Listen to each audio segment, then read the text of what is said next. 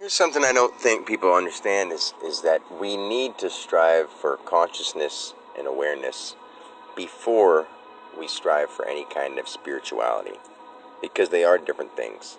Because in order to be conscious, you just have to realize that you're here, that you're something. To be spiritual, you have to realize what you are inside the something you are.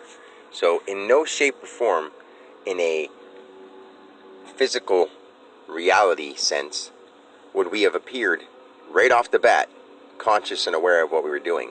Because in order to get used to any physical body, you got to be like a baby. You got to bumble your way through. So even as minerals and particles and bacteria and evolutionary, no matter what planet or whatever you would call the thing that anything evolved on, it had to start from a small level in physical reality and work its way up from particle to matter to, embryo or nucleus or any kind of whatever it was, till it's at its point right now.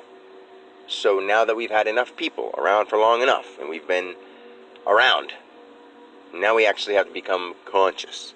Because when we become conscious, we realize that every rule we've ever gone by has been set up by somebody else.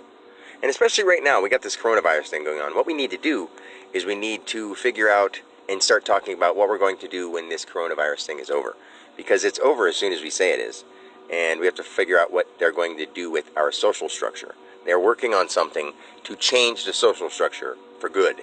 For good. Like this year's cold season transition from winter to spring was the perfect opportunity to change the world into a united one world social structure.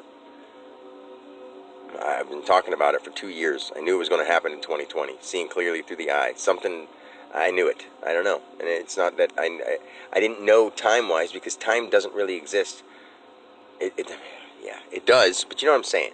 Like, time in a physical sense is only playing out one of the possibilities. And it's just, I know it's going to happen next if we don't do something about it. So I don't want to tell anybody about what's going to happen next, because then it'll create it. Because I'm that in tune.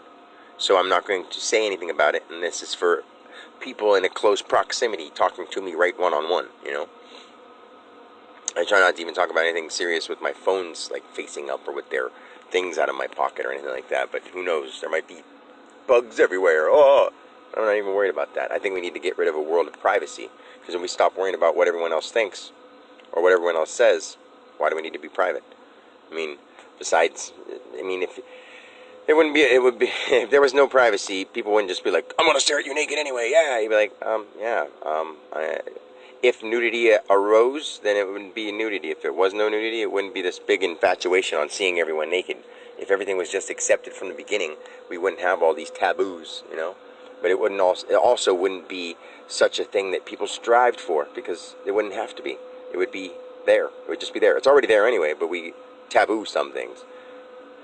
We're civilized now. We don't have to kill. We don't have to hurt. We don't have to be despicable. We can share. We can get along. We easily can. But we just have to get a hold of ourselves and apologize to everyone we've done wrong and say, hey, we don't do that no more. Like if something disastrous happens in a crowd of people and they don't know each other, a lot of times after it's over, they become united because they were survivors of this disastrous thing. That could be what we consider this. It's not a big deal, but we can consider that as something that brings us all together as a world instead of something that divides us and keeps us all in our homes and now everyone's unsafe. No, we're all right. Just once we're over it, it's over. So we got to plan on what we're doing next. What's the next step? So, and in order to get anywhere in a spiritual progress, we have to become conscious first, because we don't even know. We're not even ready.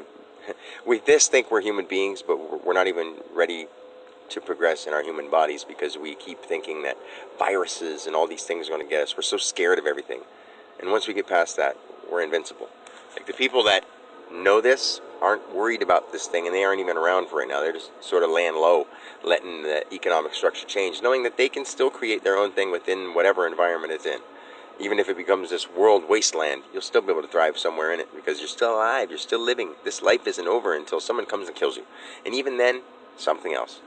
And it won't have to be this anymore. It's weird. It's hard to explain. But enjoy this while it's here. No matter how weird and how crazy the saga goes, you'll be alright. Trust me. You will be. And if I'm not, and you die, then what's the worry about then? But I am right, I promise. Like, there's nothing, you don't go anywhere. You just start over. It's like a video game, but way more intense and way more blessed. Even this COVID-19 is a blessing. And even the people who die from it is a blessing for them, and the blessing for the people who learn from it and hurt so bad right now, and as they get older they get over it and they learn something in this experience. And it's not a good thing for anyone to die. I love everybody and I want everyone to thrive and survive as long as they can, but if they happen to be one of those people that die, bless them and let them go in peace and let them like thrive on in the next life, and hopefully they had a blessed life and they enjoyed everything they experienced, of course, or learned everything they could have. Most people don't, and that's the sad thing, is that they don't know what they're here to do, and just to bumble through, isn't it? Just pay attention to everything you do and enjoy it for what it is. This is an experience to learn from. Most people don't want to hear something like that, but it is. You don't walk around with a frown on your face. You're still alive. Keep going and be strong. Until next time, peace.